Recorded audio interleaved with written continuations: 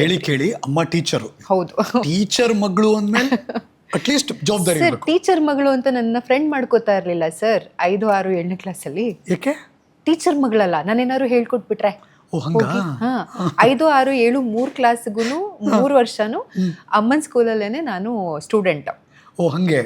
ಅಮ್ಮ ನನಗೆ maths teacher. Good morning teacher. ಟೀಚರೇನಾ? ಅಯ್ಯಯ್ಯೋ, ನಾನು ಸ್ಕೂಲಲ್ಲಿ ಅಮ್ಮ ಅಂತಂದ್ರೆ ಅಮ್ಮ ಯಾರು ಟೀಚರ್ ಅಂತ ಕರೀಲಿ, ಮನೇಲಿ ಇಟ್ಕೋ ಅಮ್ಮ ಅಂತ ಬೈಯೋರು ನಂಗೆ ಅಮ್ಮ.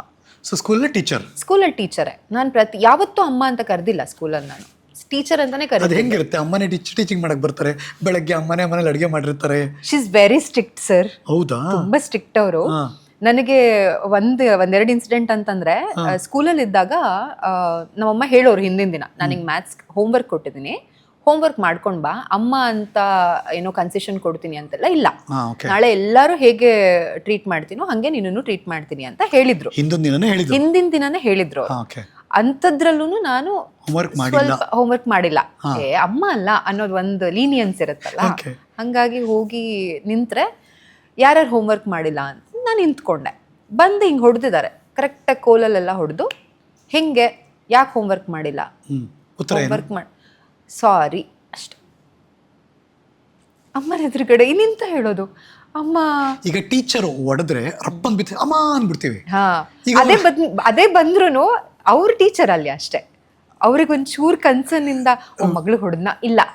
ಮನೆಗೆ ಹೋದ ತಕ್ಷಣ ಏನೇನ್ ಬೇಕೋ ಎಲ್ಲ ಮಾಡೋರು, ಕೈಗೆ ಎಣ್ಣೆ ಹಚ್ಚೋದು, ಗಾಯ ಆಗಿದೆ ಅವ್ರೆ, ಅದ್ ಬೇಜಾರ್ ಮಾಡ್ಕೊಂಡು ಸರಿ ಆಯ್ತು, ನಿಂಗೆ ಎಂತ ಬೇಕು, ಏನ್ ತಿಂತೀಯಾ, ಕುಡಿ, ಅದೆಲ್ಲ ಇತ್ತು. ಸ್ಕೂಲಲ್ಲಿ ಇಲ್ಲ, ಸ್ಕೂಲಲ್ಲಿ ಚೇಂಜ್. ಆಮೇಲೆ ನಾನು ಅವಾಗ ಪ್ರತಿಭಾ ಕಾರಂಜಿ ಅಂತ ಒಂದು ಕಾರ್ಯಕ್ರಮ ನಡೆಯುತ್ತೆ ಗವರ್ಮೆಂಟ್ ಸ್ಕೂಲಲ್ಲಿ. ಆ ಪ್ರೋಗ್ರಾಮ್ಗಳಲ್ಲೆಲ್ಲ ಪಾರ್ಟಿಸಿಪೇಟ್ ಮಾಡ್ತಿದ್ನಲ್ಲ ನಾನು ಯಾವುದಕ್ಕೆ ಪಾರ್ಟಿಸಿಪೇಟ್ ಮಾಡ್ತಿದ್ದೆ ಅದಕ್ಕೆ ಅವ್ರು ಜಡ್ಜ್ ಆಗ್ತಿರ್ಲಿಲ್ಲ. ನಾನು ಜಡ್ಜ್ ಆದ್ರೆ ಎಂಡ್ ಆಫ್ ದ ಡೇ ನನ್ನ ಮಗಳು, ನಾನು ಜಾಸ್ತಿ ಮಾರ್ಕ್ಸ್ ಕೊಡ್ತೀನಿ ಅವಳಿಗೆ, ನನ್ನ ಮಗಳು ಅಂತ ಅನ್ಸ್ಬಿಡುತ್ತೆ. ಹಾಗಾಗಿ ಅವಳು ಯಾವುದಕ್ಕೆ ಪಾರ್ಟಿಸಿಪೇಟ್ ಮಾಡ್ತಿದ್ದಾಳೆ ಅದಕ್ಕೆ ನನ್ನನ್ನು ಜಡ್ಜ್ ಆಗಿ ಹಾಕಬೇಡಿ ಅಂತ ಕೂರ್ತಿರ್ಲಿಲ್ಲ ಅವರು. ಅಷ್ಟು ಡಿಸಿಪ್ಲಿನ್ಡ್ ಅವ್ರು, very well disciplined and very strict. ನೀವು ಯಾವ್ದ್ರಲ್ಲಿ ಇರ್ತಿದ್ರಿ? ಡಾನ್ಸು, ಮಾತು, ಧಾರ್ಮಿಕ ಪಠಣ ಅಂತ ಹೇಳಿ ಭಗವದ್ಗೀತಾ ಪಠಣ. ಸೊ ಇದೆಲ್ಲ ಆಲ್ಮೋಸ್ಟ್ ಒಂದು 7-8 ಕ್ಯಾಟಗರಿನಲ್ಲಿ ಪಾರ್ಟಿಸಿಪೇಟ್ ಮಾಡ್ತಿದ್ದೆ ನಾನು, ಕಲ್ಚರಲ್ ಆಕ್ಟಿವಿಟೀಸ್ ಅಂತ ಬಂದಾಗ. ಸೊ ಮಲ್ಟಿ ಟ್ಯಾಲೆಂಟೆಡ್ ಅವಾಗಿಂದನೂ. ಎಸ್ ಕಬಡ್ಡಿ ಕೂಡ ಅಷ್ಟೇ. ನಾನು I am state level kabaddi player ನಾನು. ರಿಯಲಿ? ಎಸ್ ನೋಡಿ, ನಮ್ಗೆ ಯಾರಿಗೂ ಗೊತ್ತಿಲ್ಲ ಇದು. Yes 8th standard 9th standard ಅಲ್ಲೆಲ್ಲ I played state level also. ನಾವು ಹುಬ್ಳಿನಲ್ಲೆಲ್ಲ ಆಡಿ ನಮ್ಮ ಸ್ಕೂಲ್ನ ರೆಪ್ರೆಸೆಂಟ್ ಮಾಡಿದ್ದೆ. I was the captain of the team. So ತುಂಬಾ ಇಷ್ಟ, ಫೇವ್ರೆಟ್ ಗೇಮ್. ಅಂಡ್ ಖೋ ಕೂಡ ಆಲ್ಮೋಸ್ಟ್ ಅದೇ 8 ನಿಮಿಷ 9 ನಿಮಿಷ ಹೀಗೆ ಆಡಿಸ್ತಿದ್ದೆ ನಾನು. ಸೊ ಇದು ಕೇಳಿ ಬಹಳ ಖುಷಿ ಆಯ್ತು ನಂಗೆ. ಅದಕ್ಕೆ ನೀವು ಟ್ರಕ್ಕಿಂಗ್ ಗಿಕ್ಕಿಂಗ್ ಎಲ್ಲ ಇಡೀ ಜಗತ್ತೆಲ್ಲ ಓಡಾಡ್ತೀರಾ? ಇಂಟ್ರೆಸ್ಟ್ ತುಂಬಾ ಜಾಸ್ತಿ ಅದಕ್ಕೋಸ್ಕರನೇ. ಅಂಡ್ ವರ್ಕೌಟ್ ಅಂತ ಬಂದಾಗ, ಫಿಟ್ನೆಸ್ ಅಂತ ಬಂದಾಗ ಅದು ಬೇಸ್ ಆಗಿದೆ, ನಾವು ಫೌಂಡೇಶನ್ ಆಗಿದ್ದಾಗ. ತುಂಬಾ ಜನ ಕೇಳಿರ್ತಾರಲ್ಲ, ಮೇಡಮ್ ನೀವು ಅವಾಗ ನೋಡಿದಾಗ್ಲೂ ಹೀಗೆ ಇದ್ದೀರಾ, ಇವಾಗ ನೋಡಿದಾಗ್ಲೂ ಹೀಗೆ ಇದ್ದೀರಾ? ಹೌದು ಸರ್, ಅದೊಂದು ಹೇಳ್ತಿರ್ತಾರೆ ಸುಮಾರು ಜನ. ಮೊನ್ನೆನೂ ಯಾವುದೋ ಪ್ರೋಗ್ರಾಮ್ಗೆ ಹೋದಾಗ್ಲೂ ಹೇಳಿದ್ರು, ಏನು ನೀವು ಅವಾಗಲೂ ಹಾಗೆ ಇದ್ರಿ, ರಾಧಾ ಕಲ್ಯಾಣ ಮಾಡುವಾಗ ಈಗಲೂ ಹಾಗೆ ಇದ್ದೀರಾ, ಏನು ಹಿಂಗೆ ಮೇಂಟೈನ್ ಮಾಡ್ತಿದ್ದೀರಾ ಹೆಂಗೆ ಅಂತ. ಬಟ್ ಮೇಂಟೈನ್ ಅನ್ನೋದು ನನ್ನ ಪ್ರಕಾರ ಒಂದು ಮೈಂಡ್ ಸರ್. ಮೈಂಡ್ ಚಂದ ಮೇಂಟೈನ್ ಮಾಡಿದ್ರೆ, ಪಾಸಿಟಿವ್ ಆಗಿ ಇಟ್ಕೊಂಡು ಒಳ್ಳೆ ಥಾಟ್ಗಳನ್ನ ಪ್ರಾಸೆಸ್ ಮಾಡ್ತಾ ಹೋದರೆ ಹೀಗೆ ಇರ್ತೀವಿ. ಇದು ಸರಿ ಇದ್ದರೆ ಇದು ಪೂರ್ತಿ ಸರಿ ಅಷ್ಟೇ. ಅದೇ ನಿಜ, ಅದೇ ಕಷ್ಟ ಆಕ್ಚುಲಿ. ಮೇಂಟೈನ್ ಮಾಡೋದು ಅಂತ. ಆಕ್ಚುಲಿ ನಾವು ಮೇಂಟೈನ್ ಮಾಡಬೇಕಾಗಿರೋದು ಇದು ಮೇಂಟೈನ್ ಆದರೆ ಆಟೋಮೆಟಿಕ್ಲಿ ಬಾಡಿ ಮೇಂಟೈನ್ ಆಗುತ್ತೆ. ನೀವು ಯಾರ ಮಗಳು? ಅಪ್ಪನ ಮಗಳ, ಅಮ್ಮನ ಮಗಳ? ಇಬ್ರು ಮಗಳು. ಇದು ಪುಟಾಣಿ ಮಕ್ಳು ಹೇಳ್ದಂಗೆಲ್ಲ ಹೇಳ್ಬಾರ್ದು. ಈಗ ಪುಟಾಣಿ ಮಕ್ಳು ಕೇಳಿ ಬಿಟ್ಕೊಡಲ್ಲ ಅಪ್ಪ ಅಮ್ಮ ಇಬ್ರು. ನಾನು ಇಬ್ರು ಮಕ್ಕಳು ಅಂತಿರ್ತಾರೆ. ಅಂದ್ರೆ ಯಾರನ್ನ ತುಂಬಾ ಹೋಲ್ತೀರಾ ನಿಮ್ಮ ಫ್ಯಾಮಿಲಿಲೆಲ್ಲ? ಕರೆಕ್ಟ್ ಆಗಿದೆಯಾ ಕಣ ನೀನು ಅಮ್ಮನ ಮಗಳು ಅಥವಾ ನಿಮ್ಮ ಅಪ್ಪನ ಮಗಳು ಅಂತಿರ್ತಾರಲ್ಲ, ಯಾರನ್ನ ಹೋಲ್ತೀರಾ ತುಂಬಾ? When it comes to travel, ನಾನು ಯಾಕೆ ಇಬ್ರು ಮಗಳು ಅಂದರೆ, ಈ ಸುತ್ತಾಡೋದು ಆಮೇಲೆ ತುಂಬ ಜನಬಳಕೆ ಅದೆಲ್ಲ ನನ್ನ ತಂದೆಗಿತ್ತು ಜಾಸ್ತಿ. ತುಂಬ ಸ್ಟ್ರಿಕ್ಟ್ ಆಗಿರೋದು, ನೇರ ಮಾತಾಡೋದು, ಅಂದರೆ ಅನ್ಸಿದ್ದನ್ನ ಹೇಳೋದು, ಅದು ಯಾವುದೋ ಒಂದು ಹಿಡಿದಿಟ್ಕೊಳ್ಳೋ ಅಂಥ ಬುದ್ಧಿ ಇಲ್ಲದೆ ಇರೋದು, ತಪ್ಪಾಗಿರೋದನ್ನ ತಪ್ಪು ಅಂತ ಹೇಳೋದು, ಅದೆಲ್ಲ ನನ್ನ ತಾಯಿ ಬುದ್ಧಿ. ನನ್ನ ಚಾನಲ್ ಕೆಳಗಡೆ ಒಂದು ಸಬ್ ಕ್ಯಾಪ್ಷನ್ ಇದೆ, ಓದಿ. ಇದ್ದಿದ್ದಂಗೆ ಅಷ್ಟೇ ಸರ್, ಇದ್ದಿದ್ದಂಗೆ ಸೇಮ್ ಇದ್ದಂಗೆ ಇದ್ದಿದ್ದಂಗೆ ನಮ್ಮಮ್ಮನೂ ಹಂಗೆ ಇದ್ದಿದ್ದಂಗೆನೆ ಅವ್ರು ಇಡೀ ಫ್ಯಾಮಿಲಿನಲ್ಲೇ ಹಂಗೆ ಅವರು ನೇರ ಹೇಳ್ತಾರೆ. ಅವರು ಇಷ್ಟ ಆಗದೆ ಇರೋದು ಇಷ್ಟ ಇಲ್ಲ ಅಂತಾರೆ, ಇಷ್ಟ ಆಗಿದ್ದನ್ನ ಇಷ್ಟ ಅಂತ ಹೇಳ್ತಾರೆ. ಇನ್ನೊಬ್ರು ಮೆಚ್ಚಿಸ್ಬೇಕು ಹಾಗೆಲ್ಲ ಇಲ್ಲ. ನೀವು ಹಾಗಿಲ್ವಾ? ಇಲ್ಲ ಸರ್, ನನಗದು ಬರೋದೇ ಇಲ್ಲ. ನಾನು ಟ್ರೈ ಮಾಡಿಲ್ಲ ಅಂತಲ್ಲ, ಹೆಂಗೆ ಇನ್ನೊಬ್ರನ್ನ ಮೆಚ್ಚಕ್ಕಾಗತ್ತೆ ಸರ್? ಆಗಲ್ಲ ಸರ್. ನಾ ಅದನ್ನು ತುಂಬ ನಂಬ್ತೀನಿ ಸರ್. ಈಗ ಇಂಡಸ್ಟ್ರಿಯಲ್ಲಿ ವರ್ಕ್ ಮಾಡ್ತಿರ್ಬೇಕಾದ್ರೆ ಯಾರಿಗೋ ಏನಾರು ಹೇಳ್ಬಿಟ್ರೆ ಡೈರೆಕ್ಟಾಗಿ ಅವ್ರಿಗೆ ಹರ್ಟ್ ಆಗ್ಬಿಡುತ್ತೇನೋ, ಬೇಡ ಬಿಡು ಅಂತ ಸುಮ್ಮನಿರ್ತೀರೋ ಅಥವಾ ಆಗಿದ್ದಾಗಲಿ ಹೇಳ್ಬೋಣ ಅನ್ಸಿ ಅಂತ ಹೇಳ್ಬಿಡ್ತೀರೋ? ಸರ್, ಒಂದು ಹರ್ಟ್ ಆಗುತ್ತೆ ಅನ್ನೋದು ಆಯಿತು ಅಂದರೆ ಸುಮ್ಮನಿರ್ತೀನಿ, ಹೇಳಕ್ಕೆ ಹೋಗಲ್ಲ. ಅಥವಾ ಅದು ಹೇಳೋ ರೀತಿನೂ ಇರುತ್ತೆ, ಸ್ವಲ್ಪ ಬೆಣ್ಣೆ ಹಚ್ಚಿ ಹೇಳೋದು, ನಂಗೆ ಅದು ಬರಲ್ಲ. ಹೇಳೋದೇ ಇದೆ ಅಂತಂದರೆ ನೇರವಾಗಿ ಹೇಳ್ತೀನಿ ಹಿಂಗೆ ಅಂತ. ಇಲ್ವಾ ಹೇಳೋದಕ್ಕೆ ಹೋಗಲ್ಲ, ಬೇಡ ಅಂತ. ಬಹುಶಃ ಅವ್ರಿಗೆ ಹರ್ಟ್ ಆಗಿ ಅದನ್ನು ಬೇರೆ ಥರ ತೊಗೊಂಬಿಟ್ರೆ ಅನ್ನೋದೇನಾದ್ರು ಅನಿಸ್ತು ಅಂದರೆ ಇಟ್ಸ್ ಓಕೆ. ಸಾಮಾನ್ಯ ಮಕ್ಕಳನ್ನ ಬೆಳೆಸಿರ್ಬೇಕಾದ್ರೆ ಅಪ್ಪ ಅಮ್ಮಗೆ ಒಂದು ಕನಸಿರುತ್ತೆ, ಬೆಳೆದ್ಮೇಲೆ ಇವಳು ಈ ಥರ ಆಗಬೇಕು ಅಥವಾ ಇವನು ಈ ಥರ ಆಗಬೇಕು. ಅಪ್ಪನ ಕನಸೇನಿತ್ತು? ಅಪ್ಪನ ಕನಸು ಅವ್ರಿಗೆ ಅಂದರೆ ನನಗದು ಕ್ಲಾರಿಟಿ ಸಿಗೋಕ್ಕಿಂತ ಮುಂಚೆನೇ ಅವ್ರು ತೀರ್ಕೊಂಡ್ರು. ಆ್ಯಕ್ಚುಲಿ ಅವ್ರಿಗೆ ಏನು ಕನಸಿತ್ತು ಅನ್ನೋದ್ರ ಬಗ್ಗೆ. ಆದರೆ ಒಂದು ನನಗೇನು ಅನಿಸ್ತಿತ್ತು ಅಂದರೆ, ನಾನು ಯಾವುದೋ ಒಂದು ಸೀರಿಯಲ್ ಮಾಡಿದಾಗ, ಚಿಕ್ಕ ಮಗುವಾಗಿದ್ದ ಸೀರಿಯಲ್ ಮಾಡಿದಾಗ್ಲೂ ಅವ್ರ ಹತ್ರ ಇದ್ದಂಥ ಒಂದು ಚಿಕ್ಕ ಬೇಸಿಕ್ ಸೆಟ್ಟಲ್ಲಿ ಅವ್ರು ಅದ್ರದ್ದು ವಿಡಿಯೋ ಮಾಡಿದ್ದಾರೆ. ಟಿವಿನಲ್ಲಿ ಬರ್ತದೆ, ಕ್ಯಾಮ್ರಾ ಇಟ್ಕೊಂಡು ಮೊಬೈಲಲ್ಲಿ ಅವಾಗ ಒಂದು ಯಾವುದೋ ಒಂದು ಹೊಸ ಮೊಬೈಲ್ ನೋಕಿಯಾದ್ ಬಂದಿತ್ತು ಅವಾಗ ತಾನೆ. 1100 VGL ಕ್ಯಾಮ್ರಾ ಮಧ್ಯ ಒಂದಿಷ್ಟು ಹಿಂಗಿರ್ತಿತ್ತು. ಅದನ್ನ ನೋಡ್ಕೊಂಡು ಅದನ್ನ ಮಾಡಿದಂಥವ್ರು ಅವರು. ಅವ್ರಿಗೆ ಅಷ್ಟಿಷ್ಟ ನಾನು ಆ್ಯಕ್ಟ್ ಮಾಡೋದು ಅಂತ. ಚಂದ ಆ್ಯಕ್ಟ್ ಮಾಡುತ್ತೆ ನನ್ನ ಮಗಳು ಅಂತ ಹೇಳ್ತಿದ್ರು. At the same time when I use to study, ನನಗೆ ನನ್ನ SSLC ರಿಸಲ್ಟ್ ಬಂದಾಗ he was in the hospital. He was in Saint John's. ಇಲ್ಲಿ ಕ್ಯಾನ್ಸರ್ ವಿಷಯಕ್ಕೆ ಬಂದಿದ್ರು, ಬಯೋಪ್ಸಿಗೆ. ಅವ್ರು ಇಲ್ಲಿದ್ದರು. ಬಟ್ ನಾನು ರಿಸಲ್ಟ್ ಬಂದಾಗ ಫಸ್ಟ್ ನಾನು ಫೋನ್ ಮಾಡಿದ್ದೆ ಅಪ್ಪಂಗೆ, ಅಪ್ಪ ಹಿಂಗಾಗಿದೆ, ವೆರಿ ಗುಡ್ ಮಗಳೇ, ಭೇಷ್, ನೆಕ್ಸ್ಟ್ ಟೈಮ್ ಇನ್ನೂ ಚಂದ ಮಾಡು, ಅಷ್ಟೇ ಅವ್ರು ಹೇಳಿದ್ದು. And he was very happy for what ever I was. ನನಗೆ ಚೆಸ್ ಹೇಳ್ಕೊಟ್ಟಿದ್ದು ನಮ್ಮಪ್ಪ. ನಾನು ಚೆಸ್ ಆಡ್ತಿದ್ದೆ ನಮ್ಮಪ್ಪನ ಜೊತೆ. ನನಗೆ ಬುಕ್ಕು ಓದೋದಕ್ಕೆ ಹೇಳ್ಕೊಟ್ಟಿದ್ದು ನಮ್ಮಪ್ಪ. ಆಟ ಆಡೋದು ಅಂತ ಬಂದಾಗ ಅದನ್ನು ಹೇಳ್ಕೊಟ್ಟಿದ್ದು ನಮ್ಮಪ್ಪ. ಎಲ್ಲ ಆಲ್ ಇನ್ ಒನ್ ಪರ್ಸನ್ ಅವರು. ಮೌಲ್ಯಗಳನ್ನ ಹೇಳ್ಕೊಟ್ಟಿದ್ದಪ್ಪ. ಸೊ ಹಿಂಗಿದ್ದಾಗ ನನಗೆ ಒಂದು ಪ್ರಪಂಚ ಅಂತ ಇದ್ದಿದ್ದೆ ನನಗೆ ಅಪ್ಪ ಅಮ್ಮ ಅಷ್ಟೆ. I never use to go out and play. Friends ಇಲ್ಲ, ಗ್ಯಾಂಗು ಇಲ್ಲ ಸರ್, ಬೆಟಾಲಿಯನ್ನು ಇಲ್ಲ, ಯಾವುದೂ ಇಲ್ಲ. ಯಾರ್ದೋ ಬರ್ಡೇ ಪಾರ್ಟಿ ಇಲ್ಲ ಸರ್, ನಾನು ಯಾವುದೂ ಅಟೆಂಡ್ ಮಾಡಿಲ್ಲ, ನಾನು ಹೋಗಿಲ್ಲ. ನನಗೆ ಆ ಎಕ್ಸ್ಪೀರಿಯೆನ್ಸೇ ಗೊತ್ತಿಲ್ಲ. ಅಂದರೆ ಕೇಕ್ ಕಟ್ಟಿಂಗ್ ಅನ್ನೋದೇ ಗೊತ್ತಿಲ್ಲ ನನಗೆ. ನಾನು ಕೇಕ್ ಕಟ್ ಅಂತ ಫಸ್ಟ್ ಮಾಡಿದ್ದೇನೆ ಬಹುಶಃ ಬೆಂಗಳೂರಿಗೆ ಬಂದಮೇಲೆ. ನಾನು ಅಲ್ಲಿವರೆಗೂ ನನಗೆ ಕೇಕ್ ಕಟ್ಟಿಂಗ್ ಅನ್ನೋದು ಅವಾಗೆಲ್ಲ ಚಿಕ್ಕ ಮಕ್ಕಳಿದ್ದಾಗ ನಿಮ್ಮ ಬರ್ಡೇ ಆದರೆ ಅಪ್ಪ ಅಮ್ಮ ಹೆಂಗೆ ಸೆಲೆಬ್ರೇಟ್ ಮಾಡ್ತಿದ್ರು? ಸತ್ಯನಾರಾಯಣ ಕತೆ, ಒಂದು ಪೂಜೆ ಅಥವಾ ಗಣಪತಿ ಹೋಮ ಅಥವಾ ಒಂದು ಒಳ್ಳೆ ಅಂದರೆ ಆ ಟೈಮಿನ ನವಗ್ರಹ ಶಾಂತಿನೋ ಆ ಥರದ್ದೇನೋ ಒಂದು ಪೂಜೆ ಅದು ಮಾಡಿ ಎಲ್ಲರನ್ನೂ ಕರೆದು ಊಟ ಹಾಕಿ. ನನಗೆ ಅದು 5 ವರ್ಷದ ಇದನ್ನು ಮಾಡಿದರು. ನನಗೆ 5 ವರ್ಷಕ್ಕೆ ಒಂದ್ಸಲ ಮಾಡಿದರು, ಅದಾದಮೇಲೂ ಮಾಡಿದರು. ಸೊ ಹೀಗೆ ಒಂದು ಒಳ್ಳೆ ಊಟ ಹಾಕಿಸಿ ಎಲ್ಲ ಫ್ಯಾಮಿಲಿನೆಲ್ಲ ಕರೆದು ಊಟ ಹಾಕಿಸಿ. ಅವ್ರಿಗೆ ಬಳಗ ಜಾಸ್ತಿ, ನನ್ನ ತಂದೆ ಮತ್ತು ತಾಯಿಗಿಬ್ರಿಗೂ. ಅಂದರೆ ಅವರು ಟೀಚರ್ ಮತ್ತು ಆಯುರ್ವೇದಿಕ್ ಡಾಕ್ಟರ್ ಆಗಿದ್ದರಿಂದ ಬಳಗ ಜಾಸ್ತಿ, ತುಂಬ ಜನ ಬರೋರು. ಆ್ಯಂಡ್ ಎಲ್ಲರೂ ಬಂದು ಊಟ ಮಾಡಿಕೊಂಡು ಹರಿಸಿ ಆಶೀರ್ವಾದ ಮಾಡಿ ಹೋಗೋರು. ಇದು ಕೇಕ್ ಕಟ್ಟಿಂಗ್ ಅನ್ನೋದು ನಂಗೆ ಗೊತ್ತೇ ಇಲ್ಲ. ಆ್ಯಕ್ಚುಲಿ ನಾನು ಕೇಕ್ ಕಟ್ಟಿಂಗ್ ಅವಾಗ ಮಾಡೇ ಇರಲಿಲ್ಲ. ಆಮೇಲೆ ಇಲ್ಲಿಗೆ ಬಂದಮೇಲೆ ಅದನ್ನು ಮಾಡಿದ್ದು ನಾನು. ಒಂದು ಕ್ಯೂಟ್ ಫ್ಯಾಮಿಲಿ ಅಲ್ಲ? ಅಂದರೆ ಒಬ್ಬರು ಪಾಠ ಹೇಳ್ಕೊಡೋ ಗುರುಗಳು, ಇನ್ನೊಂದು ಕಡೆ ಡಾಕ್ಟ್ರು, ಇನ್ನೊಂದು ಕಡೆ ಒಂದು ಮಗು. ಹೌದು, ಒಂದು ವಾತಾವರಣದಲ್ಲಿ ಬೆಳೀತಾ ಇರುತ್ತೆ. ಮಲೆನಾಡು ಅಂದಮೇಲೆ ಅದು ಪ್ರಕೃತಿ. ಕರೆಕ್ಟ್. ಇದನ್ನು ಸುಮ್ಮನೆ ಕಲ್ಪನೆ ಮಾಡ್ಕೊಂಡ್ಬಿಟ್ರೆ ವಾವ್ ಅನ್ಸ್ಬಿಡುತ್ತೆ. ಹೌದು ಸರ್. ನನಗೆ ಅಜ್ಜಿ ಮನೆ ಅಂತ ಇದ್ದಿದ್ದು, ಈಗಲೂ ಕೂಡ ಅಜ್ಜಿ ಮನೆ ಇರೋದು ಕಾಡಲ್ಲಿ ಒಂದು ಮನೆ.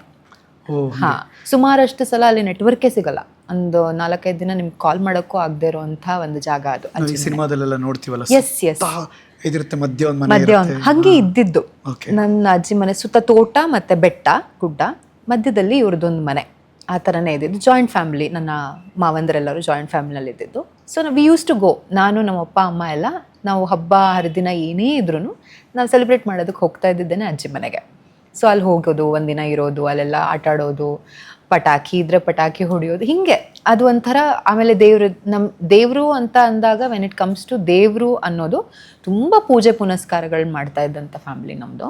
ಅಪ್ಪನೇ ಹಂಗೆ ನೋಡಿದ್ರೆ 1.5 hours ಪೂಜೆ ಅವರದ್ದು. ಆಮೇಲೆ ದೇವಸ್ಥಾನ ಪ್ರತಿದಿನ ಪ್ರತಿದಿನ ಅಷ್ಟು ಹೊತ್ತು ಪೂಜೆ ಮಾಡೋರು ಅವರು. ದೇವಸ್ಥಾನಗಳಿಗೆ ಹೋಗಿನೇ ಬರ್ತಾ ಇದ್ದಿದ್ದವರು. ಪ್ರತಿ ಶನಿವಾರ ಇಂಥ ದೇವಸ್ಥಾನ, ಮಂಗಳವಾರ ಈ ದೇವಸ್ಥಾನ, ಹೀಗೆ ಹೋಗ್ತಿದ್ರು ಅವರು. ಸೊ ಆ ಫ್ಯಾಮ್ಲಿ. ಆಮೇಲೆ ಸಂಜೆ ಆಗ್ತಿದ್ದಂಗೆ ನಿಮಗೆ ನೆನಪಿರುತ್ತೋ ಇಲ್ವೋ ಗೊತ್ತಿಲ್ಲ, ಪವರ್ ಕಟ್ ಅಂತ ಆಗ್ತಿತ್ತು ಊರಲ್ಲೆಲ್ಲ, ಕಾಮನ್ ಅದು. ಸಂಜೆ 6 ಗಂಟೆಯಿಂದ 7 ಗಂಟೆವರೆಗೆ ಅಥವಾ 5ರಿಂದ 7 ಗಂಟೆವರೆಗೆ ಹಿಂಗೆ. ಆ ಟೈಮಲ್ಲಿ ಒಂದು ಬುಡ್ಡಿ ದೀಪ ಅಂತೀವಿ ನಾವು, ದೀಪ ಹಚ್ಚಿಟ್ಕೊಂಡು ನಕ್ಷತ್ರಗಳ ಹೆಸರುಗಳನ್ನ ಕಲಿಯೋದು, ಆಮೇಲೆ ಸಂವತ್ಸರಗಳ ಹೆಸರನ್ನು ಕಲಿಯೋದು, ಮಂತ್ರಗಳನ್ನ ಕಲಿಯೋದು, ಇದೆಲ್ಲ ಹೇಳ್ಕೊಡೋರು ನಮ್ಮಪ್ಪ. ಇಂಥ ಮಂತ್ರ ಇಂಥದ್ದಕ್ಕೆ, ಈ ಮಂತ್ರ ಇವ್ರಿಗೆ, ಇದನ್ನು ಓದಬೇಕು, ಮುಸ್ಸಂಜೆ ಹೊತ್ತಾಯಿತು ಭಜನೆ ಮಾಡು ಅಂತ. ಸೊ ನಾವೆಲ್ಲ ಭಜನೆ ಮಾಡ್ತಾಯಿದ್ವಿ, ನಾನಾಗಿರಲಿ, ಅಪ್ಪ ಆಗಿರಲಿ, ಅಮ್ಮ ಆಗಿರಲಿ. ನಾವೆಲ್ಲ ಭಜನೆ ಮಾಡೋದಿರ್ಬೋದು, ಹಾಡುಗಳನ್ನ ಹಾಡೋದಿರ್ಬೋದು. ನಾನು ಸಂಗೀತ ಕಲ್ತಿದ್ದೆ. ಹೌದು, ಜೂನಿಯರ್ ಆಗಿದೆ ನನಗೆ ಸಂಗೀತ, ಕರ್ನಾಟಕ ಮ್ಯೂಸಿಕ್. ಸೊ ಕರ್ನಾಟಕ ಸಂಗೀತದಲ್ಲಿ ಜೂನಿಯರ್ ಮಾಡೋವಾಗ್ಲೂ ಸೀನಿಯರ್ ಮಾಡ್ತೀನಿ ಅಂದ್ಕೊಂಡಿದ್ದೆ ನಾನು. ಬಟ್ ಸೀನಿಯರ್ ಅದೇ ಅಗೇನ್ ಪಾಪ ಅವರು ನನ್ನ ಗುರುಗಳೇನು ಬರ್ತಾ ಇದ್ರು, ಅದು ಹಳ್ಳಿ ಅಲ್ಲ ಸರ್. ಸೊ ಹಾಗಾಗಿ ಅವ್ರ ಪಾಪ ಹಳ್ಳಿಯಿಂದ ಬರ್ತಿದ್ರು ನನ್ನ ಗುರುಗಳು, ಪದ್ಮನಾಭಯ್ಯ ಸರ್ ಅಂತ. ಸೊ ಅದು ಕೂಡ ಒಂದು ಅಂದರೆ ಕಲಿಕೆ, ಅದು ಒಂದು ಬೇರೆ ಥರದ ಅಟ್ಮಾಸ್ಫಿಯರಲ್ಲಿ ಬೆಳೆದವಳು ನಾನು. ನನಗೆ ಈಗಿನ ಭಜನೆಯ ಒಂದು ಝಲಕ್ ಕೊಡಿ, ಒಂದು ಝಲಕ್ ಚಿಕ್ಕದೊಂದು. ಭಜನೆ ಅಂದ್ರೆ ಈಗ ನನಗೆ ನೆನಪಾಗಿದ್ದೆ. ನಂಗೆ ಭಜನೆ ಅಂತ ಅಂದ್ರೆ ನಮ್ಗೆ ಏನಾಗ್ತಿತ್ತು ಅಂದ್ರೆ ಸರ್, ಒಬ್ರು ಮನೆ ಇತ್ತು, ನಾವು ಅವ್ರ ಮನೆಗೆ ಹೋಗ್ಬಿಟ್ಟು ಸುಮಾರಷ್ಟು ಭಜನೆಗಳನ್ನ ಮಾಡ್ತಿದ್ವಿ, ನಾನು ಅಮ್ಮ ಎಲ್ಲ ಕೂತ್ಕೊಂಡು. ಬಟ್ ನನಗೆ ಒಂದು ಅಂದ್ರೆ ನನ್ನ ಮನಸ್ಸಿಗೆ ತುಂಬಾ ಹತ್ರ ಆಗಿರೋದ್ರದ್ದು ಒಂದು ಸ್ಟ್ಯಾನ್ಸಾ ಹೇಳ್ತೀನಿ. ಇದು ನಮ್ಮ ಶ್ರೀಧರ ಸ್ವಾಮಿಗಳದ್ದು ವರದಹಳ್ಳಿ ಅಂತ ಒಂದು ಜಾಗ ಇದೆ. ಸೊ ನಮ್ಮ ಎಲ್ಲ ಸಾಗರ, ನೀವು ನೋಡ್ಬೋದು, ಸಾಗರ ಶಿರ್ಸಿನಲ್ಲಿ ಎಲ್ಲಾರ ಮನೆಯಲ್ಲೂ ಶ್ರೀಧರ ಸ್ವಾಮಿಗಳ ಫೋಟೋ ಇರುತ್ತೆ, ನಮ್ಮ ಗುರುಗಳವರು. ಜಯ ದೇವ ಜಯ ಶ್ರೀ ಗುರುವರಗೆ, ಜಯ ಸದ್ಗುರುವರಗೆ, ಜಯ ಜಯ ನಿತ್ಯ ನಿರಂಜನ ನಿರುತಾನಂದನಿಗೆ, ಜಯ ದೇವ ಮೂರು ಗುಣಗಳ ಕಾರ್ಯದಿ ಸೇರಾದಿರುವವಗೆ ತೋರುವ ಈ ವಿಶ್ವಕ್ಕೆ ಆಧಾರ ನೆನೆಸಿಹಗೆ, ಧೀರಾನಾಗಿರುತಿಹ ಚಿತ್ಸುಖ ಸಾರಾರೂಪನಿಗೆ ನಾರೀ ನರ ಭೇದಗಳ್ಮತಿ ತೋರದ ಪ್ರಭುವರಗೆ, ಜಯ ದೇವ ಎಸ್ ಸರ್. ಇದು ನಮ್ಮ ಅಂದ್ರೆ ವಾಯ್ಸ್ ಟೆಕ್ಸ್ಚರ್ ನೋಡಿ ಹೇಗಿದೆ, ನೀವೆಲ್ಲ ತಪ್ಪಿಸ್ಕೊಂಡು ಓಡಾಡ್ತಾ ಇದ್ದೀರಿ ಅಂತ. ತುಂಬಾ ಜನ ಥ್ಯಾಂಕ್ ಯು ಸರ್. ಒಂದು ಕರ್ನಾಟಕ ಶಾಸ್ತ್ರೀಯ ಸಂಗೀತದ ಝಲಕ್ ಕೊಡಿ. ಇವಾಗ ಅನಿಸ್ತಿದೆ ಕೇಳಬೇಕು ಅಂತ ನಂಗೆ. ಆಕ್ಚುಲಿ ಈ ವಾಯ್ಸ್ ಟೆಕ್ಸ್ಚರ್ ಕೇಳಿಸ್ಕೊಂಡು ಎನಿಥಿಂಗ್ ವಿಚ್ ಯು ಲೈಕ್, ನೀವು ಇಷ್ಟಪಡುವ. ನಮ್ಮಮ್ಮ ಶಾರದೆ ಉಮಾ ಮಹೇಶ್ವರಿ ನಿಮ್ಮೊಳಗಿಹನ್ಯಾರಮ್ಮ, ನಮ್ಮಮ್ಮ ಶಾರದೆ ಉಮಾ ಮಹೇಶ್ವರಿ ನಿಮ್ಮೊಳಗಿಹನ್ಯಾರಮ್ಮ, ಕಮ್ಮಗೋಲನ ವೈರಿಸುತನಾದ ಸುಂಡಿಲ ಯಮ್ಮಯ್ಯ ಗಣನಾಥನೇ ಕಾಣಮ್ಮ, ನಮ್ಮಮ್ಮ ಶಾರದೆ ಉಮಾ ಮಹೇಶ್ವರಿ ನಿಮ್ಮೊಳಗಿಹನ್ಯಾರಮ್ಮ. Thank you. WOW. Thank you sir, thank you. Okay,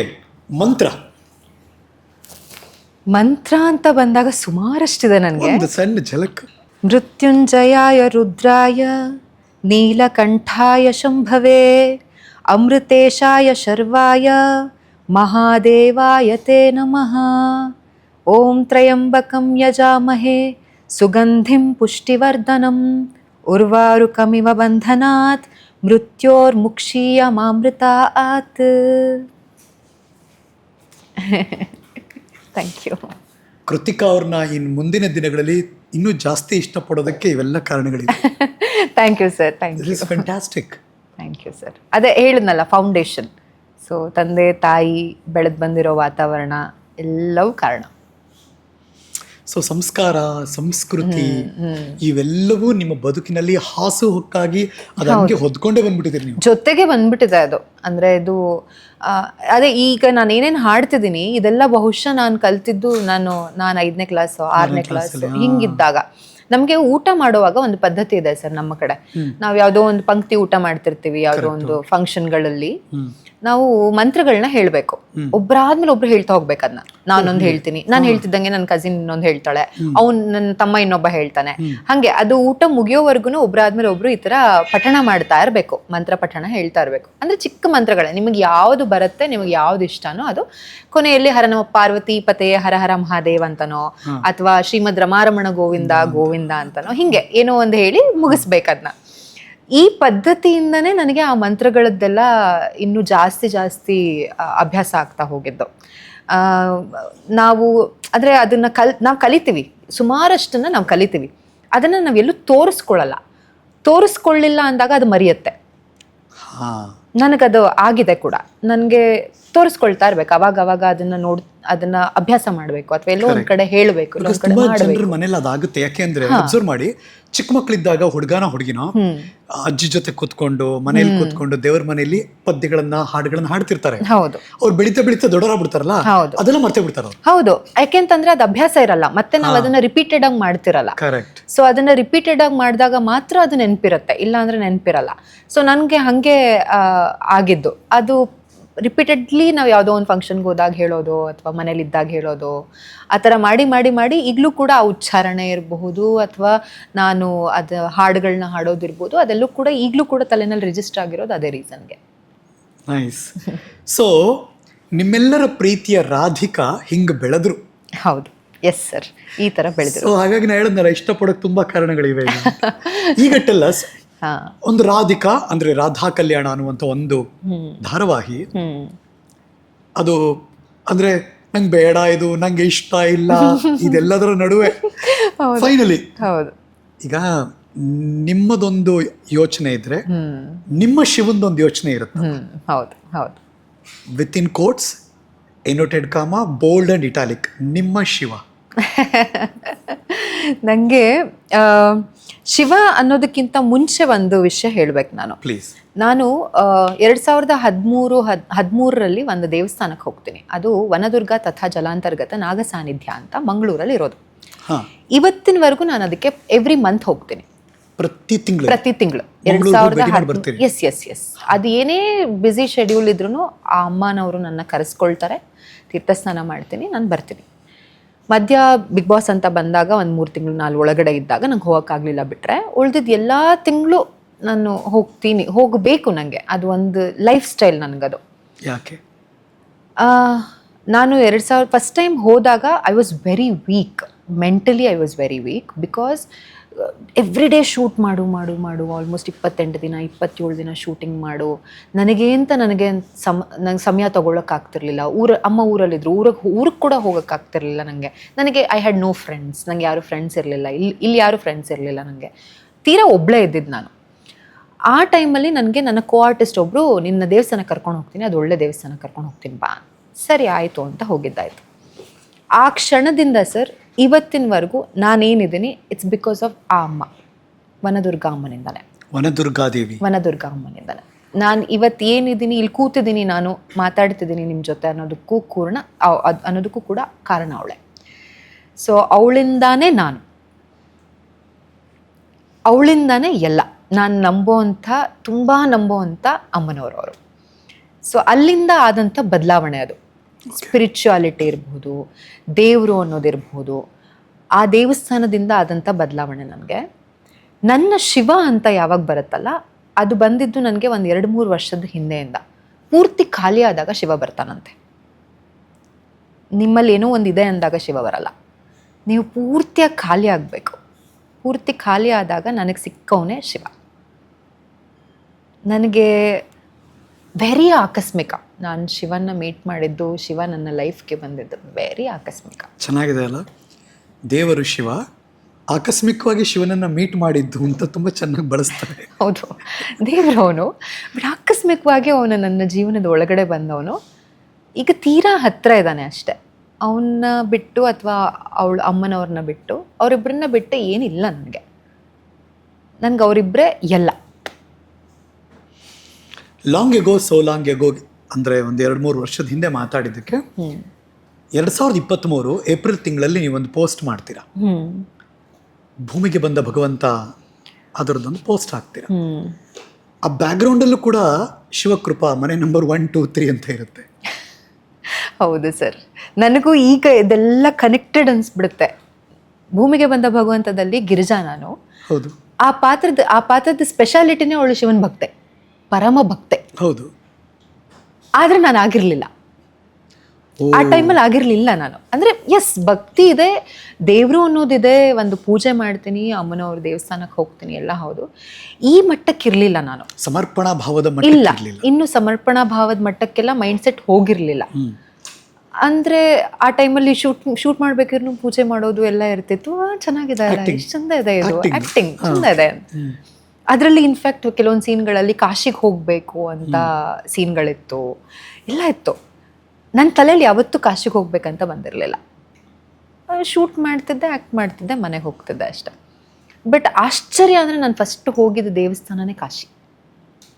in real life ನಾನು ಕಾಶಿಗೆ ಹೋಗಬೇಕು ಅಂತ ಒಂದಿನ ಅಂದ್ಕೊಂಡೆ, ಸೋಲೋ ಟ್ರಾವೆಲಿಂಗ್ ಶುರು ಮಾಡಿದೆ, ಎದ್ದೆ ಹೊರಟೆ ಅಷ್ಟೆ.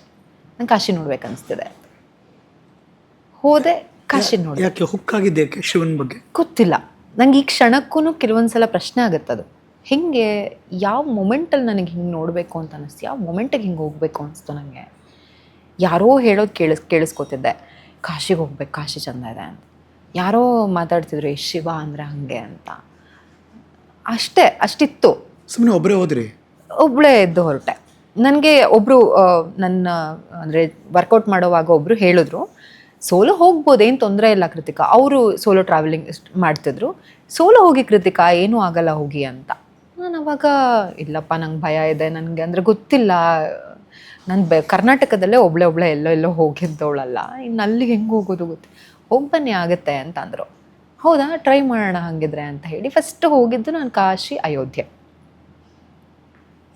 ಲೈಫ್ ಬದಲಾಯಿಸ್ಬಿಡ್ತು ಸರ್ ಅದು. ನೋಡೋ ರೀತಿ, ಲೈಫ್ನ ನೋಡೋ ರೀತಿ ಆಗಿರ್ಬೋದು, ಅಥವಾ ಯಾವುದೋ ಒಂದನ್ನು ನಾವು ತುಂಬ ಸ್ಟಿಕ್ ಆನ್ ಆಗ್ತೀವಿ ಯಾವುದೋ ಒಂದಕ್ಕೆ. ನಮಗೆ ಯಾವುದೋ ಒಂದು ವಿಷಯ ಬೇಜಾರಾಗಿದೆ ಅಂತಂದರೆ ತುಂಬ ಸ್ಟಿಕ್ ಆನ್ ಆಗ್ತೀವಿ ಅದಕ್ಕೇ, ಅದನ್ನೇ ಕೊರಗ್ತಿರ್ತೀವಿ, ಅದನ್ನೇ ಮೈಂಡಲ್ಲಿ ಒಂದು 10 ಸಲ ರಿಪೀಟೆಡ್ ಮೋಡ್ ಆನ್ ಆಗಿಬಿಟ್ಟಿರುತ್ತೆ ನಮಗೆ.